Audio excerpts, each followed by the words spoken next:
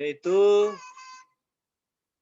Al-Basir, Al-Adlu, Al-Azim. Seperti yang kita ketahui, Asmaul Husna itu adalah nama-nama Allah yang baik. Nama-nama Allah yang baik itu jumlahnya ada 99. Ada 99. Ya. Tapi yang akan kita pelajari pada hari ini ada 3. Al-Basir, Al-Adlu, Al-Azim. Anak-anak yang soleh dan soleha, marilah kita mulai pelajaran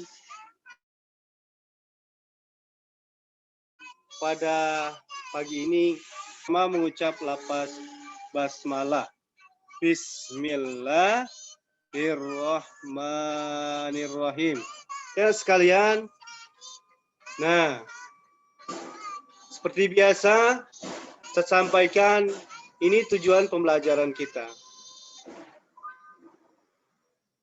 Nah, dengan mempelajari materi ini, sekalian yang pertama mengambil pelajaran dari kisah-kisah teladan tentang Allah yang Maha Melihat, Allah Maha Adil, dan Allah Maha Agung. Dan yang kedua, menjelaskan pengertian Al-Basir, Al-Adlu, Al-Azim dengan benar. Ketiga, menjelaskan pengaruh sifat Al-Basir, Al-Adlu, Al-Azim dalam diri seseorang Muslim dengan benar. Dan yang keempat, menunjukkan perilaku yang sesuai dengan sifat Al-Basir, Al-Adlu, Al-Azim Allah Subhanahu wa Ta'ala dalam kehidupan sehari-hari dengan benar. Nah, sekalian yang berbahagia, sekarang Al-Basir. Al-Basir artinya Allah Maha Melihat. Allah Maha Melihat. Nah, sekalian, itu ada sebuah kisah antara guru dan muridnya. Antara guru dan muridnya. Seorang guru meminta muridnya itu menyembelih seekor burung. Banyak sekali muridnya itu. Kira-kira mungkin ada 10 ya. Wahai anak muridku, silakan bawa burung ini dan pisau ini. Silakan kalian sembelih di tempat di sana tidak seorang pun, tidak ada suatu pun yang melihat kalian menyembelih burung tersebut. Lalu anak-anak tersebut pergi. Ada yang ke dalam gua, ada yang ke pinggir sungai, ada yang ke puncak gunung, ada yang tengah hutan, ada yang naik pohon sambil nyembelih ya. Dan semuanya hampir menyembelih burung tersebut. Akan tetapi ada satu orang anak yang tidak menyembelih. Lalu mereka setelah itu dengan waktu yang ditentukan oleh gurunya mereka kembali. Mereka kembali ke gurunya. Lalu gurunya mengatakan, wahai anak-anakku, wahai muridku, kalian sudah menyembelihnya? Sudah guru. Yang satunya, di mana kamu menyembelihnya? Ditanya. Wow, di puncak gunung. Masya Allah, luar biasa ya. Naik puncak gunung yang tinggi, disembelihnya. Oh, nggak ada siapa-siapa ini katanya. Ya, di laut, pinggir laut juga, di atas pohon, pinggir sungai, di hutan dan sebagainya. Tapi ada satu orang anak, ketika ditanya oleh gurunya, wahai anakku, kenapa engkau tidak menyembelihnya? Padahal banyak tempat menyembelih itu. Seperti teman kalian ini. Di dalam gua kan nggak ada siapa-siapa. Ya. Dalam hutan, di pinggir sungai, pinggir karang, ya, nggak ada siapa-siapa. Apa jawabnya, wahai guru? Sesungguhnya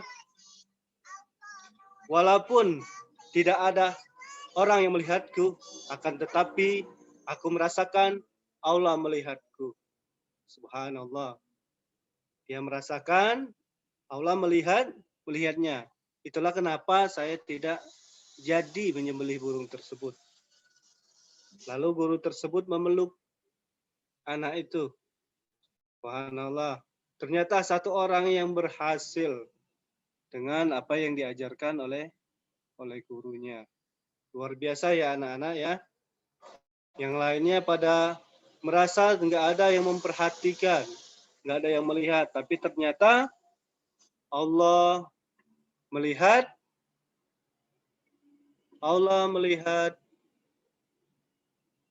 apa yang kita kerjakan. Subhanallah ya. Selanjutnya pengertian al-basir. Nah, seperti yang Ustadz sampaikan tadi, al-basir artinya Allah Maha melihat.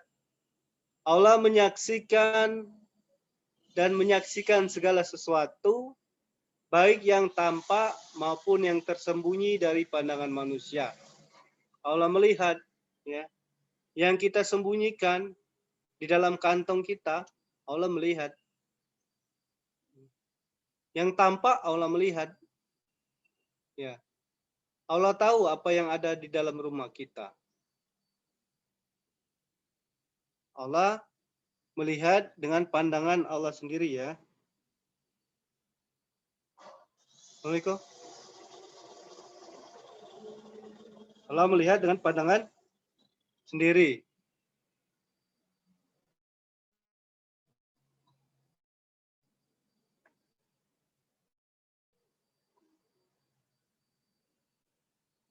Nah, sekalian tunggu ya sebentar ya.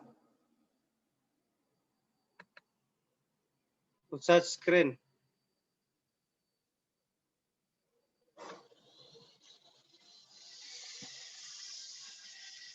Tadi Ustadz lupa, Mirina nggak kelihatan ya apa yang Ustadz.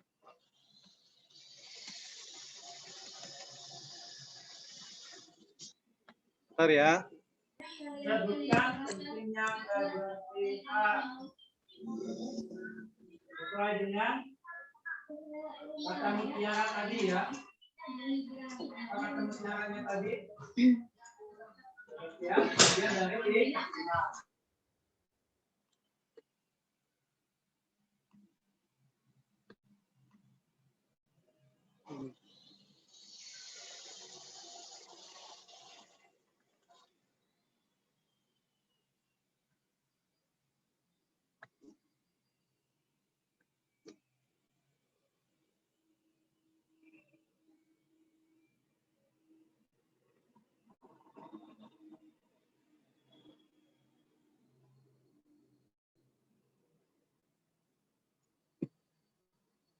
Tuh.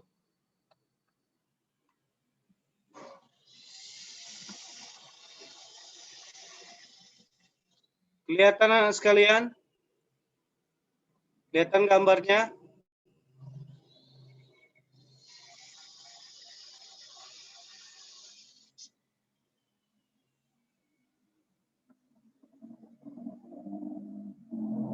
Oh, iya, oke ya. Kelihatan ya gambarnya ya. Tuh. Ini sudah sampaikan. Sekarang kita lanjutkan ya. Al-Basir. Nah, kita lanjutkan lagi, ulang lagi ya. Pengertian Al-Basir. Allah Maha melihat. Allah melihat dan menyaksikan segala sesuatu baik yang tampak maupun yang tersembunyi dari pandangan manusia. Firman Allah Subhanahu wa taala, Dia mengetahui apa yang masuk ke dalam bumi dan apa yang keluar darinya, apa yang turun dari langit dan apa yang naik kepadanya. Dia bersama kamu di mana saja kamu berada. Allah Maha melihat apa yang kamu kerjakan. sekalian yang berbahagia, dimanapun kita berada, maka Allah pasti akan melihat kita. Ya. Nah, ini pengaruhnya, sekalian. Jika seseorang merasa ada dalam pengawasan Allah, dia akan, yang pertama, dia akan menjalankan ajaran agama dengan sebaik-baiknya. Yang kedua, dia akan ikhlas dalam beramal saleh sehingga tetap beramal meskipun sedang sendirian. Dan malu kepada Allah sehingga tidak berani melakukan perbuatan dosa. Ya. Oke. Selanjutnya saya tolong jangan dicoret-coret ya. Jangan dicoret-coret layarnya ya.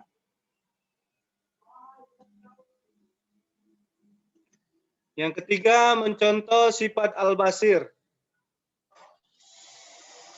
Di dalam surat Al-Imran 191. Bismillahirrahmanirrahim. Inna fi khalqis samawati wal ard wa ikhtilafil laili wan nahari la ayatin liulil albab. Alladzina yazkuruna Allaha qiyaman wa qu'udan wa ala junubihim wa Ustadz, mohon maaf Ustadz, PowerPoint-nya belum timbul Ustadz. Sebutkan pentingnya. Oh, ini belum keluar ya? PowerPoint-nya belum terlihat Ustadz. Oke, sekarang kita tag-nya tadi ya. Tag-nya tadi. Ini bukan ya? Kita sudah Ya. Nomor 5, ini nomor 5.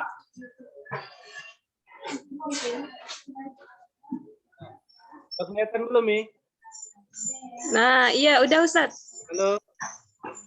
Sudah Ustadz, sudah terlihat. Bentar. Ya, boleh lanjut Nah, ini Ustadz. kelihatan ya? Ya. Oh, apa namanya? Saya kira. Saya ulangi ya. Contoh sifat Al-Basir. Ini dalam surat Al-Imran 190-191. Bismillahirrahmanirrahim. Inna fi khalqis samawati wal ard wa ikhtilafil laili wan nahari la ayatil liulil albab alladzina yazkuruna Allaha qiyaman wa qu'udan wa ala junubihim wa yatafakkaruna fi khalqis samawati wal ard. Rabbana ma khalaqta hadza batila subhanaka fakina adzabannar. Nah, ini artinya sungguhnya dalam penciptaan langit dan bumi dan silih bergantinya malam dan siang terdapat tanda-tanda kebesaran Allah bagi orang-orang yang berakal, yaitu orang-orang yang mengingat Allah sambil berdiri, duduk atau dalam keadaan berbaring.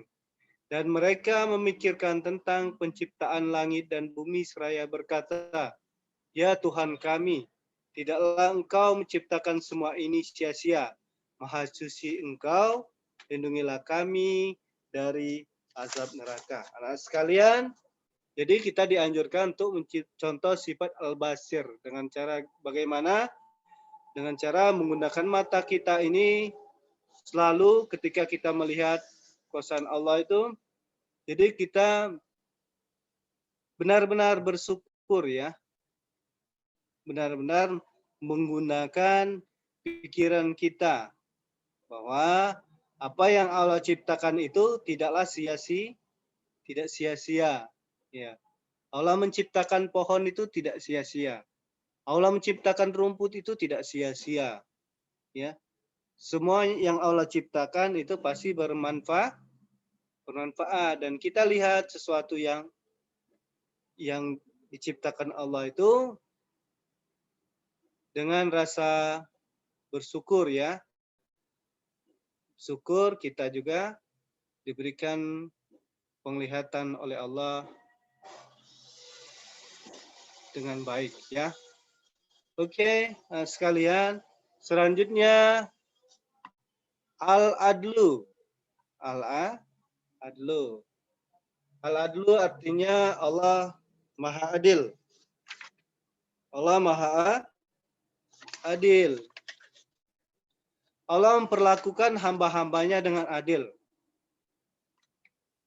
Orang yang beramal saleh dibalas dengan kenikmatan surga sesuai dengan amal yang dilakukannya.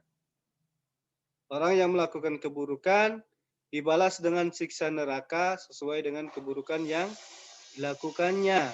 Nah, sekalian yang berbahagia, minggu kemarin kita sudah belajar tentang malaikat. Ada malaikat Raqib dan Atid yang mencatatnya. Dia yang mencatat amal baik dan buruk. Nah, Allah itu Maha Adil. Dan Allah membalas, maksudnya Allah membalas amal kebaikan kita dengan, insya Allah dengan surga. Ya. Dan amal keburukan kita itu akan dibalas dengan neraka. Allah adil. Ya. Allah tidak pilih kasih. Allah tidak pilih kasih, baik itu orang miskin, orang kaya, ya, dan sebagainya. Pengertian al-adlu. Nah, sekalian, pada hidup seorang muslim, ini dalam firman Allah, siapa yang mengerjakan amal soleh dalam keadaan beriman, dia tidak khawatir akan perlakuan yang tidak adil terhadapnya, dan tidak pula akan pengurangan haknya. Nah, sekalian, ini Allah sampaikan kepada orang-orang yang beramal saleh itu, dia itu tidak khawatir ya, akan perlakuan manusia terhadap dia. Apakah dia dihina, ya, dicurangi, ya. Dia tidak membalas, ya, dia tidak dendam. Karena dia yakin apa yang dilakukannya, apa yang diperolehnya itu Allah akan membalasnya. Karena Allah itu Maha Adil, ya. Dia tidak khawatir dengan manusia. Ya. Ketika dia berbuat baik, dia tidak khawatir. Dia tidak khawatir dengan apa yang diberikannya. Karena apa yang diberikannya itu akan dibalas oleh Allah Subhanahu wa ta'ala. Nah, sekalian, selanjutnya mencontoh sifat al-adlu. Itu mencontoh. Nah, sekalian, orang yang merenungkan sifat al-adlu akan menyadari pentingnya berbuat adil dalam menunaikan kewajiban kepada setiap orang. Sebab manusia memiliki kewajiban kepada Allah, kepada dirinya, kepada orang-orang dekatnya, dan kepada manusia secara umumnya. Anak Ustadz, sebagai makhluk hidup, kita adalah makhluk sosial, ya. Artinya kita perlu bantuan orang lain, ya. Kita tidak hidup sendiri di dunia ini, ya. Ada keluarga, ada tetangga, ya. Nah, dan semua itu ketika kita hidup di dunia ini harus seimbang, ya, antara hablum minallah, artinya hubungan dengan Allah, hablum minannas, hubungan dengan manusia. Kita dituntut bukan hanya taat kepada Allah, akan tetapi kita dituntut untuk berbuat adil kepada manusia. Ya. Harus berbuat adil. Ya, tidak boleh curang, ya. Sekalian. Nah, selanjutnya al-azim. Al-azim itu adalah Allah Maha Agung. Nah, kalimat ini sering kita ucapkan ketika kita sholat, ya. Subhana rabbiyal azimi, subhana rabbiyal azimi, subhana rabbiyal azimi, atau Subhana rabbiyal azimi wa bihamdi. Subhana rabbiyal azimi wa bihamdihi. Ya. Itu Allah Maha Agung. Allah Maha Agung. Ini dikisahkan ada seorang yang bernama Hatim Al-Asom. Hatim Al-Asom ini ketika musim haji, dia itu ingin sekali naik haji.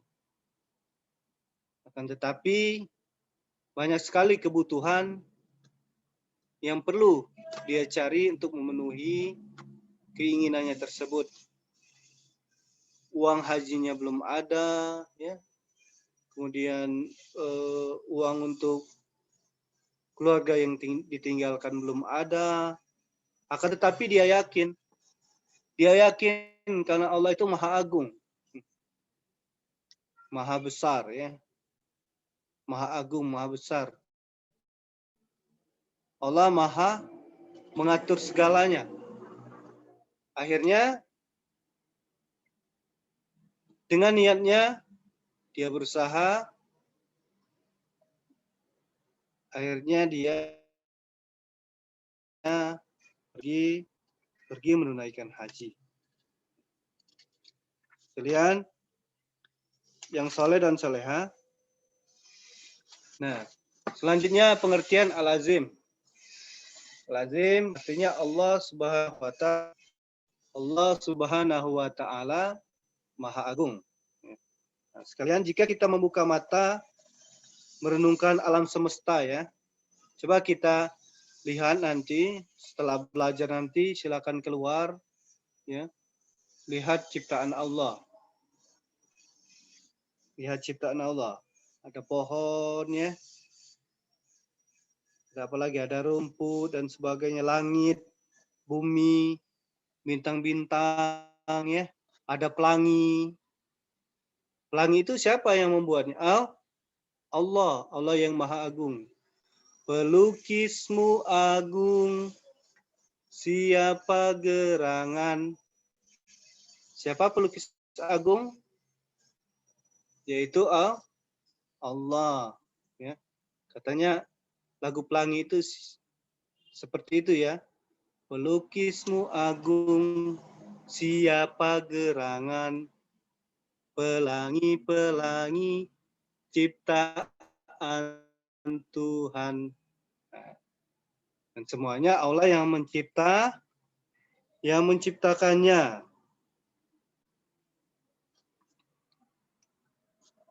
Nah, sekalian berbahagia,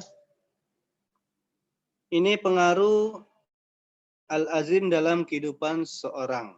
Ya. Ini pengaruhnya. Ketika seorang meyakini bahwasanya Allah itu Maha Agung, maka akan berpengaruh dalam kehidupan seorang muslim, ya. Ketika menghayati keagungan Allah Subhanahu wa Ta'ala, dia akan merasa aman, merasa tenang, merasa tentram dalam hidupnya. Hal itu karena Allah yang Maha Agung yang mengatur segala sesuatu.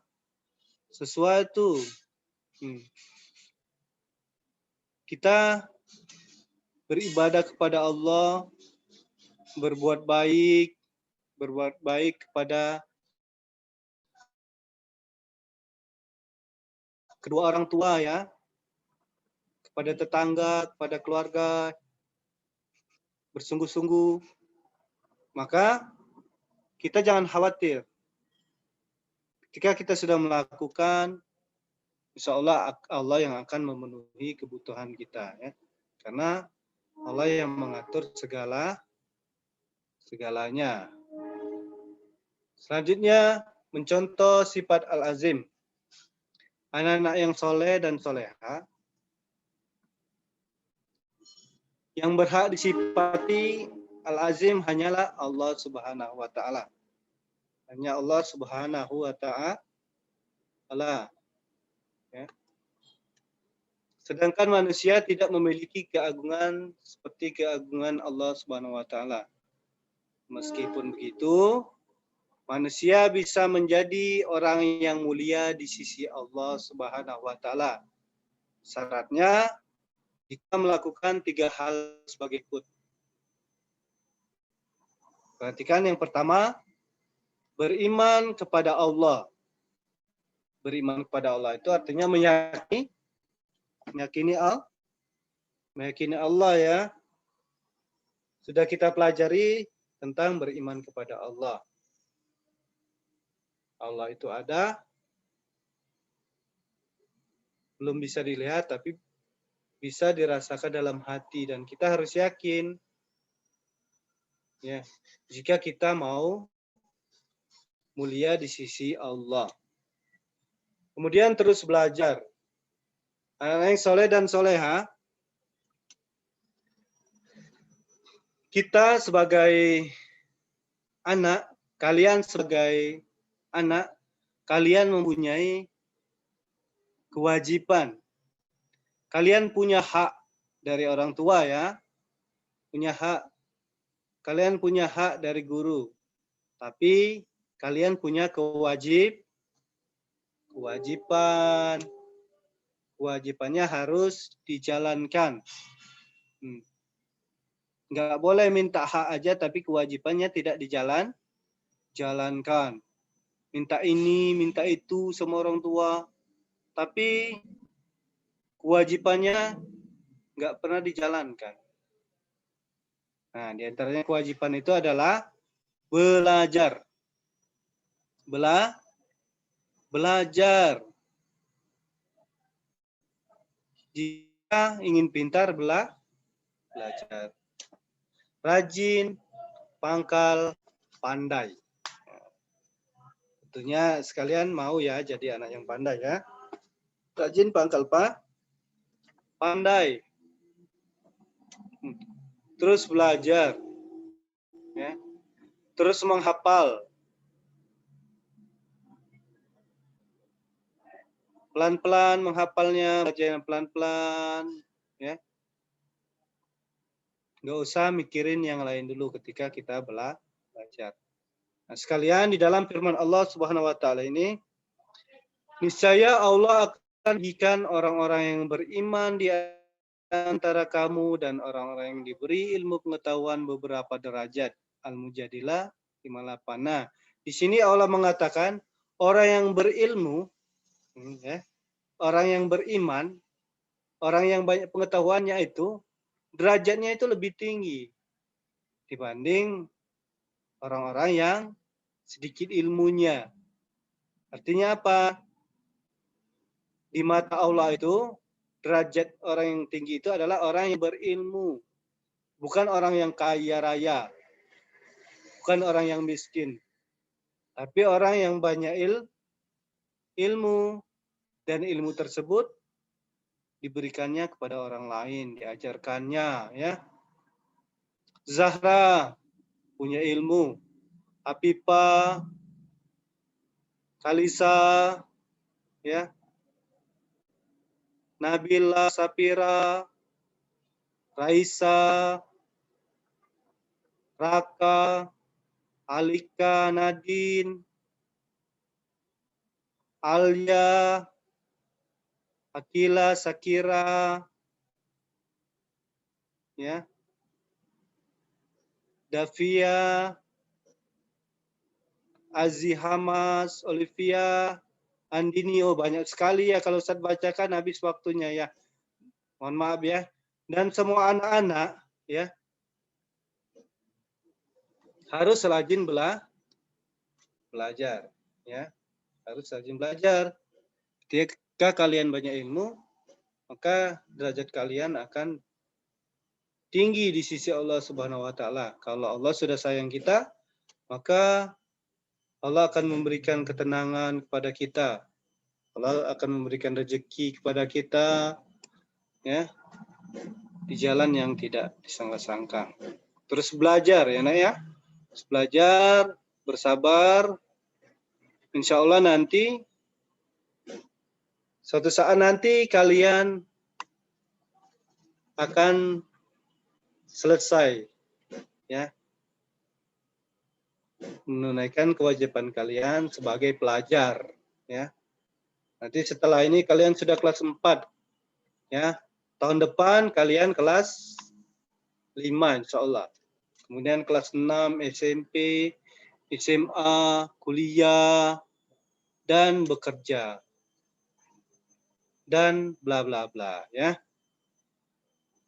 Oke sekalian, yang ketiga ya, rendah hati.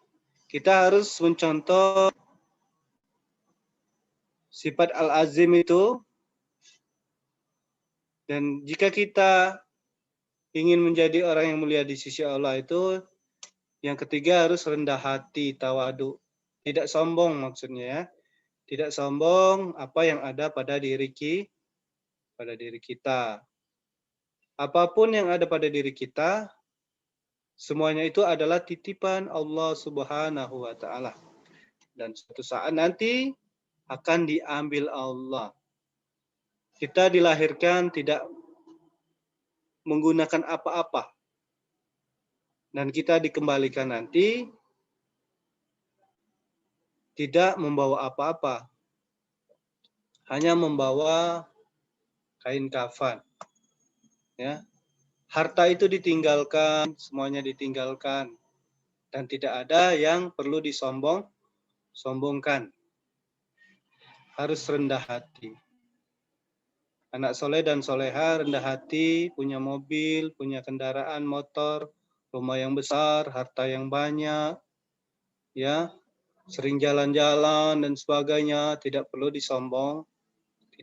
disombongkan. Kita harus rendah hati, ya, karena semuanya milik Allah dan akan kembali kepada Allah Subhanahu wa taala.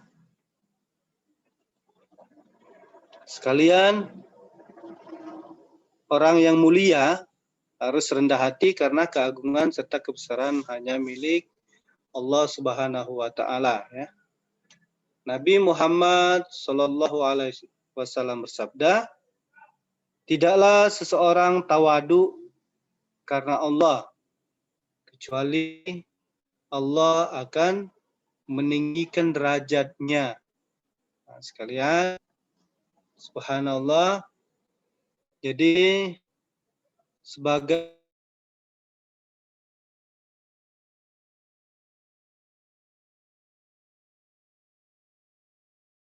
orang muslim, adanya Allah ya, dan mengamalkan, mencontoh sifat al-azim ini, jadi maka derajatnya lagi di sisi Allah Subhanahu wa taala. Nah, sekalian yang berbahagia, ini saja sedikit materi yang ya, kali ini kita belajar tentang 3 Asmaul Husna.